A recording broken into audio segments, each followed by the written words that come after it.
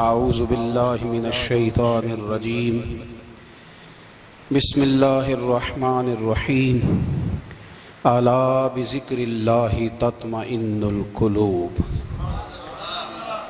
صدق اللہ العظیم وصدق رسولہ النبی الکریم ان اللہ وملائکتہ یصلون علی النبی یا ایہا الذین آمنوا صلوا علیہ وسلموا تسلیما اللہم صل علی سیدنا و مولانا محمد معدن الجود والکرم وآلہ وصحبہ وبارک وسلم۔ تمام تعریفیں حمد و ثنا اللہ تعالی جل جلالہ کے لیے۔ زاں بعد درود و سلام نبی اکرم نور مجسم شفیع معظم احمد مجتبیٰ جناب حضرت محمد مصطفیٰ صلی اللہ تعالی علیہ وسلم کی ذات والا صفات کے لیے حمد و صلات کے بعد قرآن مجید نے ارشاد فرمایا الا بذکر اللہ تطمئن القلوب، فرمایا خبردار ہو جاؤ اللہ کے ذکر میں ہی دلوں کا اطمینان ہے، اللہ کے ذکر میں دلوں کا چین ہے۔ لوگ بہت سارا مال، بہت ساری دولت، بہت ساری عقل اور بہت سارا شعور ہونے کے باوجود بے سکون ہیں۔ جس چیز نے زمانے کو تکلیف میں مبتلا کر دیا ہے اور جو چیز ڈھونڈنے سے نہیں ملتی وہ اطمینان ہے، وہ قرار ہے۔ لوگ بھیک مانگتے ہیں، منت کرتے ہیں، دہائی دیتے ہیں کہ کہیں سے سکون کی دولت مل جائے، لیکن وہ میسر نہیں آ رہی۔ بڑے بڑے لوگ ہیں اور میں عرض کر چکا ہوں کہ مالدار بھی ہیں اور عقل مند بھی ہیں، باشعور ہیں، پڑھے لکھے ہیں، پر قلبی سکون، راحت، اطمینان، چین انہیں میسر نہیں آ رہا۔ راتیں جاگ کر گزر جاتی ہیں، دن آزمائش میں بیت جاتا ہے۔ وہ کبھی اس کے لیے ٹھنڈے علاقوں کا سفر کرتے ہیں، کبھی دوستوں کی مجلسوں میں جا کر کے بیٹھتے ہیں، کبھی گھر سے دور اکیلے میں تنہائی میں وقت گزارنے کی کوشش کرتے ہیں، لیکن دولت سکون ناپید ہوتی ہے، میسر نہیں آتی۔ عرش کا رب فرماتا ہے کیوں تو بھٹکتا پھرتا ہے، کیوں دائیں بائیں جاتا ہے، چپ کر کے مسجد آ جا اور لوگوں سے بچ کے تنہائی میں میرا ذکر کر۔ اللہ ملے گا کیا؟ فرمایا اعلیٰ بذکر اللہ تطمئن القلوب، میں تیرے بے چین دل کو چین عطا کر دوں گا۔ وہ تیرا تڑپتا اور پھڑکتا ہوا مزاج، اسے میں سکون کی دولت دوں گا۔ یہ تجھے کہیں اور نہیں ملے گا، یہ میری یاد میں ملے گا۔ یہ چین، قرار، سکون تجھے یہیں میسر آئے گا۔ اطمینان قلبی زندگی کا حسن ہے بھائی، دولت سکون اصل ہے۔ بڑے ٹھنڈے کمرے میں کچھ لوگوں کو نیند نہیں آتی، اور داتا صاحب رحمۃ اللہ علیہ آپ جائیں تو دونوں سڑکوں کے بیچ جو فٹ پاتھ ہے نا، اس پہ بھی کچھ لوگ سوئے ہوتے ہیں۔ ادھر سے بھی گاڑیاں گزرتی ہیں، ادھر سے بھی گاڑیاں گزرتی ہیں، لیکن بس نیند ہے نا، اللہ کا فضل ہے، اس نے دے دی ہے، آنے والوں کو آ گئی ہے۔ اطمینان قلبی۔ میرا معاشرہ بے سکون ہے، بے قرار ہے۔ مجھے کچھ لوگ کہتے ہیں جی میں آج کل بڑا بور ہو رہا ہوں، تو میں کہتا ہوں یار ہمیں تو ٹائم ہی نہیں ملا آج تک بور ہونے کا، نہیں وقت ہی نہیں اتنا میسر آیا۔ کون سا ٹائم نکالے جس میں بندہ بور ہو؟ وہ تو ہے کہ انسان کچھ فارغ ہو، کہیں اس کے پاس گنجائش ہو تو بور بھی ہو لے۔ کیسے بور ہو لیتے ہو؟ یہ کیا ہوتا ہے بور ہونا؟ زندگی میں اتنا وقت ہی کہاں ہے کہ انسان بور ہوتا پھرے اور یہ تصور بناتا پھرے کہ میں بڑی آزمائش میں ہوں تو میں بڑے بور ہو رہا ہوں، تو میں بڑی تکلیف میں ہوں۔ تو وقت بہت زیادہ ہے ہمارے پاس، لایانی کاموں میں ضائع بڑا ہوتا ہے، تو ہم بور ہوتے ہیں، پریشان ہوتے ہیں۔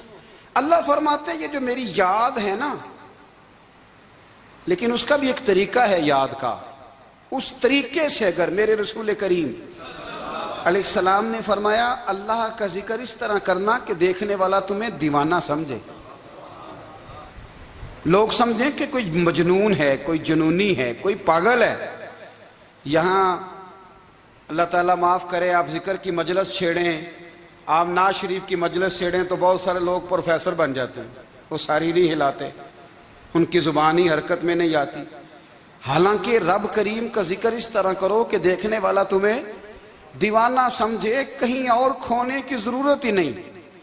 میرے حبیب گویا ہمیں فرماتے ہیں تو رب کے ذکر میں اس طرح کھو جا کہ تجھے دنیا کا خیال ہی نہ رہے، تجھے پھر دنیا کی ہوش نہ رہے۔ لیکن اگر نماز میں بھی خیال غیر آئے، ذکر میں بھی توجہ کہیں اور ہو، زندگی میں وہ عجیب لمحہ تھا، وہ میرے ساتھ تھا اور میں تنہا تھا۔ اگر ماحول یہ ہو کہ آپ کہیں جسم کے ساتھ تو موجود ہوں، روح موجود نہ ہو، تو پھر لذت ذکر بھی میسر نہیں آتی، پھر کیف نہیں حاصل ہوتا۔ یاد رکھیں کہ اس طرح کھو کے رب کی یاد کہاں سے کیف آئے گا؟ الجھ ہی بڑا گئے ہیں۔ وہ مستی، وہ سرور، وہ کیف جو اللہ کے ذکر میں ہوتا تھا، جو کبھی مرشد کامل کے سامنے بیٹھ کر لوگ اللہ اللہ کرتے تھے تو لگتا یہ تھا کہ یہ یہاں ہیں ہی نہیں، یہ تو کہیں اور چلے گئے ہیں، یہاں موجود ہی نہیں۔ لیکن اب وہ موج نہیں، وہ شوق نہیں، وہ درد نہیں، وہ زیب نہیں۔ اقبال تڑپ کے کہا کرتے تھے، خیرت کی گتھیاں سلجھا چکا ہوں، یا رب مجھے صاحب جنوں کر دے، اللہ مہربانی فرما، وہ کیفیت دے، وہ سرور دے۔ زندگی میں اگر اطمینان چاہتے ہو تو کبھی کبھی سب کچھ بھول کے نا تو مست ہو جایا کرو رب کی یاد میں۔ کبھی کبھی چھوڑ دیں دنیا، چھوڑیں یار موبائل، کسی وقت کریں اس کو بند، چھوڑیں اس بات کا خیال کہ فلانے نے سلوٹ کیا ہے کہ نہیں کی، چھوڑیں۔ حضرت باجزید بستامی رحمت اللہ تعالیٰ علیہ فرماتے ہیں میں نے اعتکاف کبھی اپنی مسجد میں نہیں کیا، یہ کہ سارے ہی ہاتھ چومنے والے، سارے ہی پیار کرنے والے۔ فرماتے میں جب اعتکاف کرتا تھا تو میں بستام سے دور نکل جاتا تھا جہاں کوئی مجھے جاننے والا نہ ہو۔ اٹھ بلیا چل اوتھے وسیے جتھے وس دے نہیں سارے ینے، نہ کوئی ساڈی ذات پچھانے تے نہ کوئی سانو مننے، چل ادھر چلیں۔ اٹھ بلیا چل اوتھے وسیے جتھے وس دے نہیں سارے ہی انے، نہ کوئی ساڈی ذات پچھانے تے نہ کوئی سانو۔ اتنا شوق ہے سلوٹ کرانے کا، اتنا شوق ہے تعارف کرانے کا، اتنا شوق ہے اپنا بتانے کا، تو یہ چیز غلبہ کر جاتی ہے، پھر نام رہ جاتا ہے، روح نہیں رہتی، پھر وجود رہ جاتا ہے، پھر باطن کی کیفیت نہیں رہتی۔ خدا را اپنے آپ کو بے چین نہ کرو، بے قرار نہ کرو، بے سکون نہ کرو، رب کی یاد میں آ جاؤ، درود و سلام میں آ جاؤ، نعت کے حسن میں آؤ، تلاوت کی دنیا میں آؤ، سجدوں کے نور میں آؤ، آؤ کبھی کھول کے دل مسجد کی صفائیاں کریں، آؤ نہ کبھی کوئی بوڑھا، دادی، نانی، دادا ان کے پاس بیٹھ کے پیر دبا کے اللہ کو راضی کریں۔ یہ کیف والی جگہ ہیں، یہ سرور والی جگہ۔ اتنی بے چین ہماری زندگی ہے، بے قرار ہے، تڑپتے ہوئے لوگ، لڑتے ہوئے لوگ، ایسے لگتا ہے ابھی ایک دوسرے کا گریبان تھام لیں گے، بے قرار، بے چین۔ کسی کو انتظار کا کہا جائے نا کہ 10-20 منٹ کسی کا انتظار کرو تو بعض لوگ مجھے ایسے لگتا ہے جیسے یہ ان کا کلیجہ پھٹ جائے گا، ڈاکٹر کے انتظار میں بیٹھے ہیں تو بڑے پریشان ہیں۔ کسی کو ملنے گئے ہیں کو آدھا گھنٹہ بیٹھنا پڑ گیا تو بڑی دقت میں ہیں۔ اپنے آپ کو سکون دیں۔ آپ یقین کریں بڑا مزہ آتا ہے، کبھی کسی کا انتظار کرنا پڑے تو 2-4 تسبیح درود شریف پڑھی جاتی ہے، یعنی ذوق بن جاتا ہے کہ چلو اللہ نے موقع دیا ہے، کوئی سرکار کو یاد کر لیں، تنہائی مل گئی۔ ہمارا مزاج جس سختی کا شکار ہے وہ سختی آہستہ آہستہ ہمیں زیادہ آزمائش میں ڈال گئی۔ تو میرے بھائی زندگی میں اطمینان حسن ہے، اور وہ سب سے زیادہ اللہ کی یاد میں ملتا ہے، وہ سب سے زیادہ رب کریم کے ذکر میں۔ سب سے زیادہ جو چاہتا ہے نا دل ٹھنڈا رہے، زبان میٹھی رہے، وہ مدینے والے محبوب پہ درود و سلام پڑھا کرے، وہ حضور پہ درود و سلام پڑھا کرے، زبان میٹھی رہے گی۔ میرا ذاتی تجربہ ہے کہ جو آدمی اپنے اخلاق سنوارنا چاہے وہ حضور پہ درود شریف پڑھے، جو اپنے اخلاق سنوارنا چاہے، طبیعت کو ٹھنڈا رکھنا چاہے، وہ درود شریف پڑھے، اس کا دل سکون میں آئے گا۔ کچھ کام اور ہیں زندگی میں اطمینان کے لیے، ان کا ہونا بھی بڑا ضروری ہے۔ سب سے پہلے اگر آپ چاہتے ہیں نا زندگی میں سکون ہو تو حقیقتوں کا سامنا کرنا سیکھیں، آپ جو ہیں وہ رہنا سیکھیں، جو آپ نہیں ہیں وہ بننے کی کوشش نہ کریں۔ حقیقت کا سامنا کرو گے تو زندگی اطمینان میں آ جائے گی۔ ہم نے نا بہانے بنا لیے ہیں، ہیلے بنا لیے، جھوٹ کے سہارے اپنے آپ کو اونچا کر لیا۔ ایک آدمی سے کہا جاتا ہے تو رشوت نہ لے، تو کہتا ہے میں غریبوں سے نہیں لیتا۔ تو میرا سوال یہ ہے کہ امیروں کا حساب لینے کی اللہ نے تیری ڈیوٹی لگائی ہے، تیرے ذمہ لگایا ہے کہ تو امیروں کا حساب کر، تمہیں کیا ضرورت پڑی ہے؟ ہم نا بہانہ کرتے ہیں، رشوت لینے والے کا الگ بہانہ ہے اور سفارش والے کا الگ بہانہ ہے۔ حقیقت کا سامنا کریں، حقیقت کا۔ جو میرے ذمہ داریاں ہیں وہ میں نے پوری کرنی، جو آپ کی ذمہ داریاں ہیں وہ آپ جان نہ چھڑائیں، حقیقت پسند بنیں۔ میرے رسول کریم، پھر پڑھیے درود شریف، صلی اللہ تعالی علیہ وسلم۔ حضور صلی اللہ علیہ وسلم نے فرمایا کہ میری بیٹی سیدہ فاطمہ الزہرا رضی اللہ تعالی عنہا صرف جنتی نہیں، جنتی عورتوں کی سردار ہے۔ لیکن حضور نے یہ بھی فرمایا کہ فاطمہ یہ خیال رکھنا اگر اللہ نے حساب پوچھا تو حساب تم نے خود دینا ہے۔ نہیں، حقیقت کی طرف توجہ کرائی حضور نے، وہ صرف جنتی نہیں، جنتی عورتوں کی سردار ہیں، پر حقیقت کی جانب توجہ۔ میں حقیقت یہ ہے کہ اگر مالک نے حساب پوچھا تو اس کی تیاری بھی کرنی ہے۔ دیکھیں نا، ہمیں کچھ یقین نہیں، اللہ معاف کرے کہ ہمارا حساب کیسا ہوگا، لیکن کتنے آزاد ہیں۔ یعنی بڑی دلیری سے بندے کہتے ہیں فجر نہیں پڑھتا جی، 3 پڑھتا ہوں جی، شاہ رہ جاتی ہے جی، کپڑے صاف، بڑی دلیری سے۔ اور سیدہ فاطمہ الزہرا نے ساری رات مصلی باز رکھا ہے، حالانکہ انہیں یقین تھا کہ رب مجھے بغیر حساب کتاب جنت دے گا۔ حقیقت کا سامنا کریں، جو حقوق آپ کے ہیں وہ آپ نے ادا کرنے ہیں، جو ذمہ داریاں ہیں وہ ذمہ داریاں ہیں۔ دیکھیں نا، حضرت موسیٰ کلیم اللہ علیہ السلام کے پاس اسرائیل روح نکالنے آئے تو حضرت موسیٰ نے تھپڑ مارا، آنکھ نکال دی، واپس گئے۔ اللہ انہوں نے تو جلال فرمایا ہے، کہا موسیٰ علیہ السلام سے کہیے بیل کی پشت پر ہاتھ رکھیں، جتنے بال ان کے دست مبارک کے نیچے آئیں گے اتنے 1000 سال ان کی عمر بڑھا دی جائے گی۔ یعنی میرے کان میں کوئی بتا دے کہ جناب 60 سال بڑھ گئی، یا آپ کے کان میں کوئی کہہ دے تو خوشی ہوتی ہے کہ نہیں؟ لیکن یہ حقیقت پسندی نہیں، اس لیے کہ 60 بھی گزر جائیں گے، 70 بھی، یہ حقیقت نہیں۔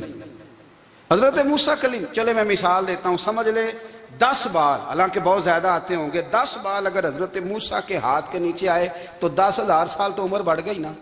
10 یعنی 10 سال نہیں، 10 100 نہیں، 10 بہت زیادہ تھی نا۔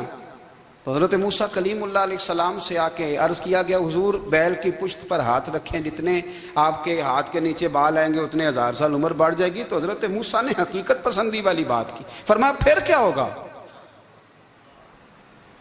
10,000 سال کے بعد پھر کیا ہوگا؟ کہا حضور جانا تو پھر بھی ہے، فرمایا پھر ابھی چلتے ہیں۔ اگر جانا ہے نا، جانا ہے تو پھر، اگر جانا ہے تو پھر ابھی۔ اور سجنوں، اگر نماز پڑھنی ہے تو ابھی کیوں نہیں؟ اگر داڑھی رکھنی ہے تو پھر رمضان کا انتظار کیوں کریں؟ ابھی کیوں نہیں؟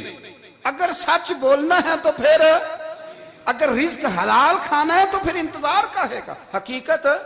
حقیقت ہوتی ہے، بہانہ ہوتا ہے، حقیقت چھپ نہیں سکتی بناوٹ کے اصولوں سے، کیونکہ خوشبو آ نہیں سکتی کبھی کاغذ کے پھولوں سے۔ یہ بات یاد رکھیں، اگر جانا ہے تو حضرت کلیم فرمانے لگے پھر 10,000 سال کے بعد بھی جانا ہے تو آج بھی۔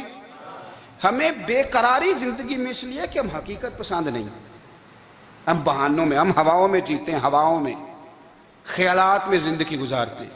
بڑا ٹائم پڑا ہے، مثلاً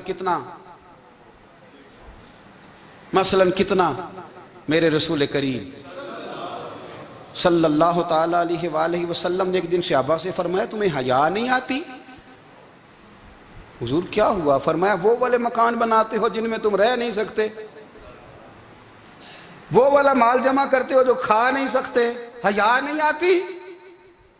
عرض کی حضور حکم کریں تو محبوب فرمانے لگے جوتے کا ایک تسمہ بند کرتا ہوں تو سوچتا ہوں دوسرا بند کرنے سے پہلے موت آ جائے گی، ایک سانس اندر جاتی ہے تو دوسرا آنے سے پہلے میں یاد کرتا ہوں کہ مجھے دنیا سے جانا ہے۔ تمہیں حیا نہیں آتی؟ وہ مکان بناتے ہو جن میں رہ ہی نہیں سکتے، وہ مال جمع کرتے ہو جو کھا۔ حقیقت پسند نہیں بھائی ہم۔ بہت سارے لوگ ہیں بڑی باتیں سناتے ہیں، بڑی، میں کہتا ہوں اصل میں نا زیادہ باتیں سنا کے نا بیچارہ اپنے آپ کو مطمئن کرنا چاہتا ہے. اصل بات یہ ہے کہ اندر سے نا ہلا ہوا ہے، کچھ بھی نہیں، بڑا زیادہ ہنستا ہے اور مجھے لگتا ہے کہ کوئی گہرا زخم چھپا رہا. اس لیے ملمہ سازی، حقیقت پسند بنو، حقیقت پسند. یاد رکھنا، من ترک صلاۃ متعمدا فقد کفر. میرے رسول نے حقیقت بیان کی، فرمایا جس نے ایک نماز بھی جان بوجھ کے چھوڑی اس نے رب کے رب ہونے کا انکار کیا، اس نے کفران نعمت کیا. یہ حقیقت ہے، کوئی کلیریفیکیشن نہیں، کوئی وضاحت نہیں. جو نماز نہیں پڑھتا، جھوٹ بولتا ہے، غلط بیانی کرتا ہے. جو شخص رزق حرام کما کے کہتا ہے کہ اس کے بغیر گزارا نہیں چلتا، وہ جھوٹ بولتا ہے. اس لیے کہ رب فرماتا ہے جب تجھے پیدا کیا ہے تو تیرا رزق میرے ذمہ ہے. اللہ فرماتا ہے کہ لا یکلف اللہ نفسا الا وسعہا، میں کسی پر وہ بوجھ نہیں ڈالتا جو اٹھا نہ سکے. نماز فرض کیا، اس کا مطلب ہے ہم پڑھنے کے قابل ہیں.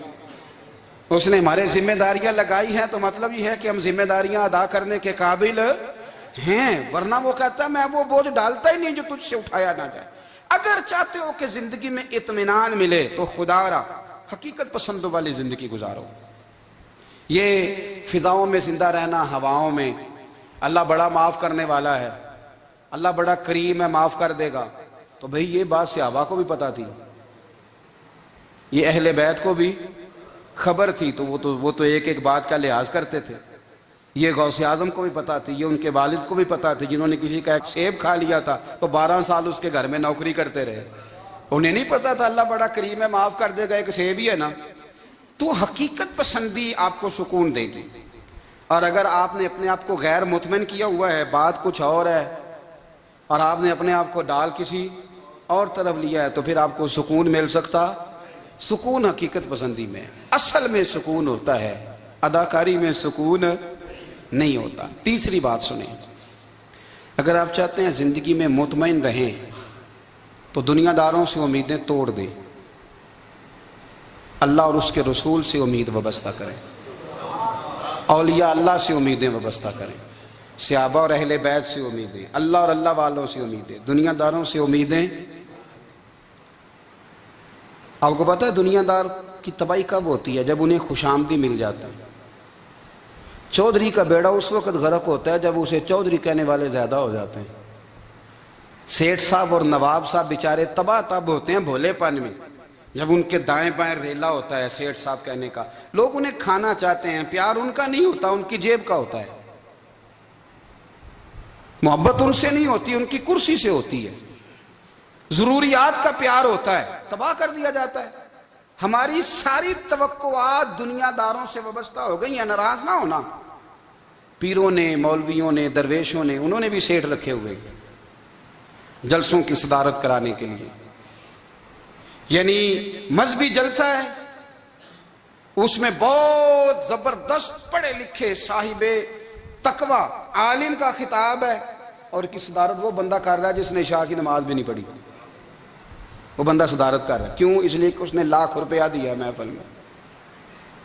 خدا را دنیا داروں سے امیدیں چھوڑ دیں، ورنہ آپ کمزور پڑ جائیں گے، آپ کی امیدیں ٹوٹیں گی.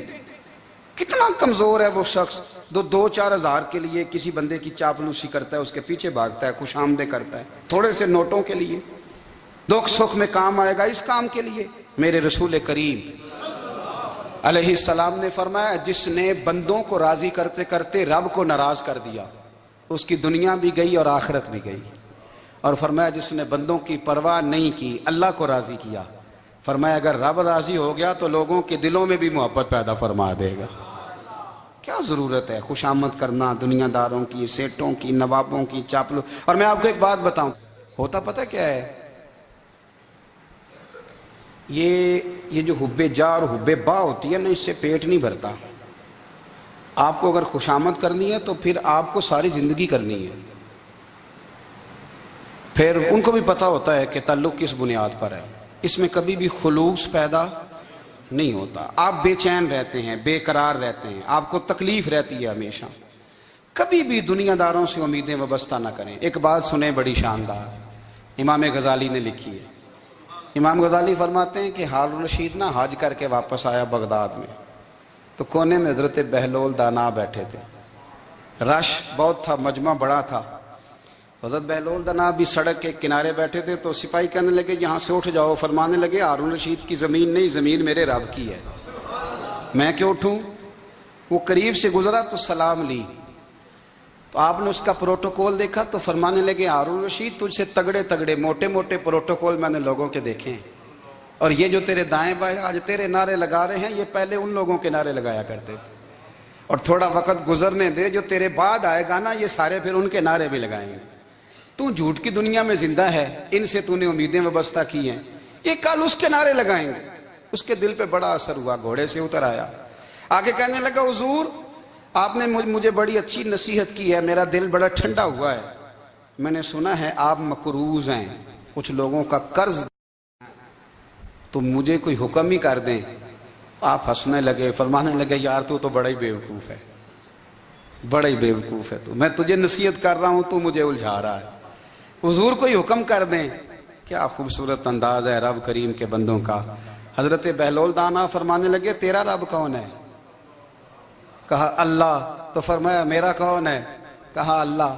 فرمانے لگے یہ تو نہیں نہ ہو سکتا کہ اللہ ہارون رشید کو دیتا رہے اور بہلول دانا کو بھول ہی جائے، یہ تو نہیں نہ ہو سکتا کہ ہارون رشید کو دیتا رہے اور بہلول دانا کو بھول جائے۔ فرمایا اس کا دل، اس کا ارادہ ہوا، ارادہ قدرت ہوا کہ بہلول مقروض رہنا چاہیے، تو اگر رب مجھے رکھنا چاہتا ہے، دکھ قبول محمد بخشا راضی رہن پیارے، اگر وہ چاہتا ہے میں مقروض رہوں تو میں بھی چاہتا ہوں کہ میں مقروض ہی رہوں، یہ تو نہیں نہ ہو سکتا کہ تجھے دے اور مجھے نہ دے۔ فرمایا میری تجھ سے کوئی امید نہیں، مجھے جب بھی دے گا میرا رب بھی دے گا، اور وہ دے گا تو پھر انشاءاللہ خزانے کھول کے دے گا۔ دنیا داروں سے امیدیں وابستہ کرنا، لوگوں کے پیچھے، یہ چھوڑ دیں، آپ بے چین رہیں گے، بے قرار رہیں گے۔ اللہ والوں سے ضرور امیدیں وابستہ کریں، اس لیے کہ ان کے پاس جو کچھ ہوتا ہے وہ دراصل رب کا ہی ہوتا ہے، لیکن سیٹھوں سے، نوابوں سے، سیاستدانوں سے باز آ جائیں، ہماری بڑی امیدیں وابستہ ہیں۔ میں اکثر کہتا ہوں جتنے پھیرے نوکری کے لیے دنیا دار کے دروازے پہ لگائے ہیں نا، اس سے کم دفعہ مسجد میں نفل پڑے ہوتے تو رب اتنی بڑی مہربانی فرما دیتا۔ تیسری بات یہ یاد رکھیں، اگر سکون لینا چاہتے ہیں نا، اگر سکون لینا چاہتے ہو نا تو لوگوں کو ڈسکس کرنا بند کر دو۔ کس کو اللہ نے کتنے پیسے دیے ہیں وہ جانے اور اللہ جانے، کس کو اللہ نے کتنی گاڑیاں دی ہیں وہ جانے، اور لوگوں کو ڈسکس کرنا جی۔ یعنی میں ایک جگہ بیٹھا تھا تو ایک صاحب گاڑی والا گزرا، گاڑی میں بیٹھ کے، اس کا پڑوسی تھا، کہندے تھا منہ ہے کار والا، میں کہ وہ تے ہے تاں ہی بیٹھا ہے، تے ہن میں کہ سمجھانا سی نا انہوں، میں کہ توں تے میں حساب لائیے بھی ساڈے کول کوئی نہیں، وہ تے ہے، لیکن نا اللہ نے اسے دی ہے نا، تو اللہ نے چاہا نا وہ کار میں بیٹھے، تو اس نے پھٹے پہ بیٹھ کے یہ تبصرہ کیا کہ منہ ہے کار والا، میں کہ ابھی وہ تے ہے تاں کار رہے تھے۔ اب مجھے اور تجھے اندازہ لگانا چاہیے کہ ہم کیا یہ بحث ہے، یعنی اللہ کو چاہیے تھا معاذ اللہ کے پہلے تجھ سے پوچھتا کہ اسے کار دینی ہے کہ نہیں، کیا مطلب فضول بحث ہے۔ وہ چیز ہمیں اتنا تنگ کرتی ہے، اتنی تکلیف دیتی ہے کہ آپ یقین کریں سارا دن اسی کو ڈسکس کرتے ہیں، سارا دن اس کے پاس گاڑی ہے، اس کے پاس کار ہے، فلانے کا پیسہ 1 نمبر ہے، فلانے کا 2 نمبر ہے، فلانے کا 6 نمبر ہے۔ اصل بات کے اندر حسد ہے، اس کو نکالو۔ ایک بات کہنے لگا ہوں، اسے یاد رکھنا، میرے اعلیٰ حضرت رحمۃ اللہ علیہ فرمایا کرتے، حسد کرنے والا بندوں پر اعتراض نہیں کرتا، اللہ پر اعتراض کرتا ہے۔ وہ کہتا ہے اللہ اسے کیوں دیا ہے، اتنا کیوں دیا ہے، معاذ اللہ وہ اللہ کی تقسیم پر اعتراض کرتا ہے۔ حسد کرتے ہو بے چین رہو گے، حسد آپ کے دل کو تڑپا کے رکھ دے گا، چھوڑے۔ اللہ بڑا کریم ہے، جس کو جہاں چاہتا ہے وہاں بٹھا دیتا ہے۔ آپ قطعاً اس بحث میں نہ پڑیں کہ اللہ نے کس کو کتنا دیا ہے، کب دیا ہے، کیوں دیا ہے، وہ بڑا بے نیاز ہے۔ حسد آپ کو تباہ کرے گا۔ دنیا میں پہلا گناہ جو ہوا تھا وہ حسد تھا۔ ابلیس نے حضرت آدم سے حسد کیا، کہنے لگا میں بہتر ہوں، سرداری اس کو مل رہی ہے، یہ تو اللہ کو پتہ ہے نا کس کو دینی ہے۔ اور دنیا میں پہلا قتل حسد کی وجہ سے ہوا، حابیل قابیل کے درمیان حسد کا معاملہ تھا۔ خاتون کا نکاح اس سے کیوں ہو رہا ہے، مجھ سے ہونا چاہیے۔ حسد تباہی کرتا۔ اب یقین کریں، یعنی دکاندار کے سامنے دوسری دکان پڑتی ہے اور پریشان ہو جاتا ہے، وہ کہتا ہے میرا کیا بنے گا، لا حول ولا قوت الا باللہ العلی العظیم۔ یعنی تیرا کیا خیال ہے کہ تیرے حصے کی روٹی وہ کھا جائے گا؟ اتنا چھوٹا دل، یعنی تیرا موقف یہ ہے کہ تیرے حصے کا نصیب اس تک چلا جائے گا، یہ تیری خواہش ہے؟ ایک دوسرے کی کمزوریاں بیان کرنا، اس کا تو مال ہی ناقص ہے جی، اس کے تو پاس ہی کچھ نہیں، یہ تو کمزور لوگوں کا طریقہ ہے۔ میرے رسول کریم علیہ السلام گزر رہے تھے، پت جھڑ کا موسم تھا، خزاں کا موسم تھا، درختوں کے پتے جھڑ رہے تھے، صحابہ کو ساتھ لے کے حضور گزرے اور ایک درخت کی ٹہنی کو پکڑ کے حضور نے ہلایا۔ صحابہ فرماتے ہیں کہ چھم چھم اس کے پتے گرے، زمین پر ڈھیر لگ گیا۔ حضور نے فرمایا دیکھا تم نے کیا ہوا؟ حضور ہاں۔ فرمایا کتنی تیزی سے پتے جھڑے ہیں، صرف تنا رہ گیا ہے اور خالی ٹہنیاں رہ گئی ہیں، کوئی حسن بچا ہے؟ حضور نہیں۔ تو نبی کریم فرمانے لگے جو حسد کرتا ہے نا، اس کی نیکیاں بھی اسی طرح جھڑ جاتی ہیں، اسی طرح۔ اور ایک جگہ حضور فرمانے لگے جس طرح راکھ لکڑی کو آگ جب آگ کھا جائے تو پھر لکڑی کو لکڑی نہیں کہا جاتا، راکھ کہا جاتا ہے، کوئلہ کہا جاتا ہے، اس کی اصل باقی یعنی اسے کھائی جاتی ہے۔ تو حضور علیہ السلام فرمانے لگے جس طرح آگ لکڑی کو کھا جاتی ہے، فرمایا اسی طرح حسد نیکیوں کو کھا جاتا ہے، نیکیاں رہتی نہیں۔ حسد کرنے والے کے پاس نیکیاں یعنی ان کی اصل شکل موجود، کبھی بھی حسد نہیں کریں۔ اللہ کی تقسیم ہے، جس کو چاہے جب چاہے جتنا چاہے عطا کرے۔ اور چوتھی بات میرے بھائی، کبھی بھی بغض نہ پیدا کریں۔ بغض والے لوگ بے سکون رہتے ہیں۔ بہت ساری کمزوریاں ہمارے اندر ہوتی ہیں نا، پھر اللہ ہماری روزی تو نہیں نہ بند فرماتا، یہ تو نہیں کہتا کہ زمین سے نکل جاؤ۔ اگر یہی والا معاملہ ہو جو ہمارا ہے کہ شادی پہ اس نے میرے ساتھ برا سلوک کیا تھا، اب ساری زندگی بغض رکھنا ہے، اگر یہی معاملہ فرشتے اللہ کی بارگاہ میں کہیں کہ یا اللہ اس نے فلانے دن شراب پی تھی، اب اس کو زمین میں نہیں رہنے دینا، نظام زندگی چلے گا؟ تو اگر اللہ ہمیں معاف کرتا ہے تو ہم بندوں کو معاف کیوں نہیں کرتے؟ آپ یقین کریں اتنی لمبی عداوتیں، اتنا لمبا حسد، اتنا لمبا بغض، اتنا لمبا۔ حدیث میں نے پڑھی، میں حیران رہ گیا۔ میرے نبی کریم علیہ السلام نے فرمایا اپنی بیوی سے کبھی بغض نہ رکھنا، اگر اس کی ایک بات ناپسند ہو تو اسے چھوڑ کے وہ بات دیکھو جو تمہیں پسند ہے۔ میں اس حدیث کو پڑھ کے سوچنے لگا کہ کیا بیوی کا بھی بغض رکھتے ہیں لوگ؟ اب حضور نے کہا ہے تو اس کا مطلب ہے لوگ بیوی کا بغض بھی رکھتے ہیں۔ اب اس پر استدلال کر کے مجھے کہنا پڑے گا کہ سسرال والوں کا بغض بھی رکھتے ہیں، کہنا پڑے گا کہ بھائی کے سسرال والوں سے بھی بغض رکھتے۔ اس حدیث کی روشنی میں سمجھا کہ لوگ بھابھی کا بغض بھی رکھتے ہیں، بغض، ورنہ عادتیں تو ہماری بھی کئی بری ہوتی ہیں۔ اگر عادات ایک وجہ بنے اختلاف کی تو عادتیں تو ہماری بھی کئی بری ہیں، لیکن ہم اپنی بری عادتوں سمیت اپنے آپ سے پیار کرتے ہیں، اور سامنے والے کی ایک بھی عادت بری ہو تو اس سے بغض رکھتے ہیں۔ بغض نہ پیدا کریں۔ میرے نبی پاک علیہ السلام نے فرمایا کچھ چیزیں تمہارے دین کو مونڈ ڈالیں گی، تباہ کر دیں گی، کاٹ دیں گی۔ حضور کون سی؟ فرمایا حسد، تکبر اور بغض، یہ تمہارے دین کو تباہ کر دیں۔ ہم بے چین اس لیے ہیں کہ ہم نے بہت سارے لوگوں کا بغض پالا ہوا ہے، اور ہر فیلڈ میں سیاستدان نے سیاستدان کا، ذاتیات پر اتر کے بات کرتے ہیں، معزز ترین لوگ، تاجر نے تاجر کا، اللہ ماشاءاللہ بعض جگہ پہ اہل علم بھی ایک دوسرے سے عداوت رکھتے ہیں۔ خدا را دل رب کریم کے آنے کا ٹھکانہ ہے، یہ صاف ہوگا تو اس میں رب رسول کے جلوے ہوں گے، اگر اس میں عداوت ہو، اس میں بغض ہو، اس میں کینہ ہو، نفاق ہو۔ سنیں میرے رسول کریم حضرت ابوبکر صدیق رضی اللہ تعالیٰ عنہ کہتے ہیں میں رو ہی پڑا۔ مکہ فتح ہوا نا، تو اکرمہ بن ابو جہل نے پیغام بھیجا کہ میں نا کلمہ پڑھنے کے لیے آ رہا ہوں۔ بات لمبی ہے، میں موضوع پہ رہنا چاہتا ہوں۔ کہتے ہیں جب وہ آنے لگا نا تو نبی پاک نے ہم سب کو بلایا، ہم حاضر خدمت ہوئے تو حضور فرمانے لگے کہ اس کے باپ نے نا بڑا ظلم کیا ہے ہمارے ساتھ، ابو جہل نے بڑا ستایا ہے، بڑی تکلیف دی ہے۔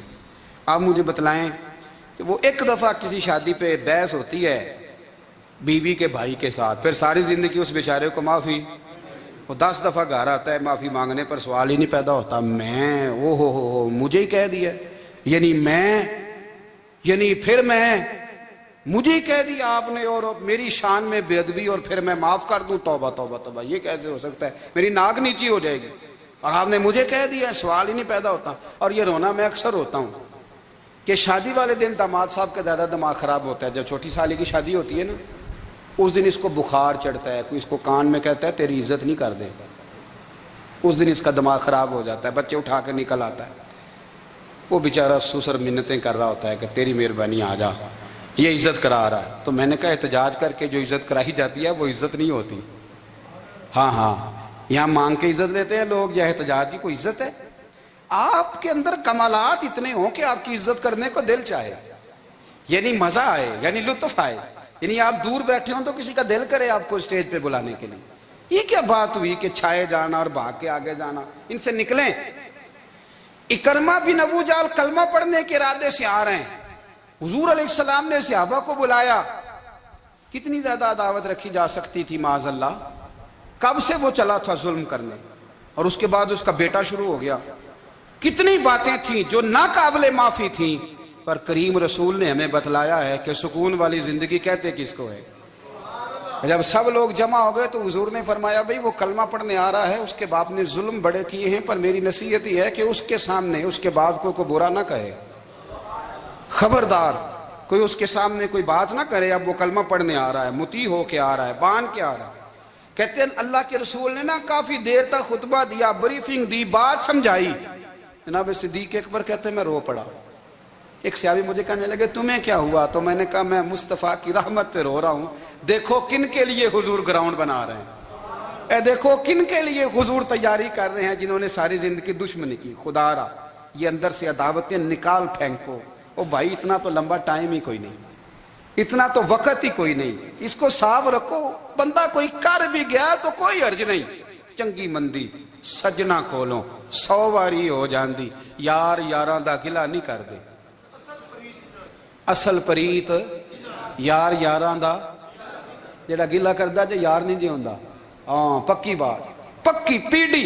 میرا ایک سنگی مجھے آ کے آنے لگا فلانی جگہ بندہ یہ بات کر رہا تھا، میں کہ تو اوتھے ہی سے سوندا سے تم ہی نال ہی سے، میرا تو سجن بات سن ہی نہیں سکتا۔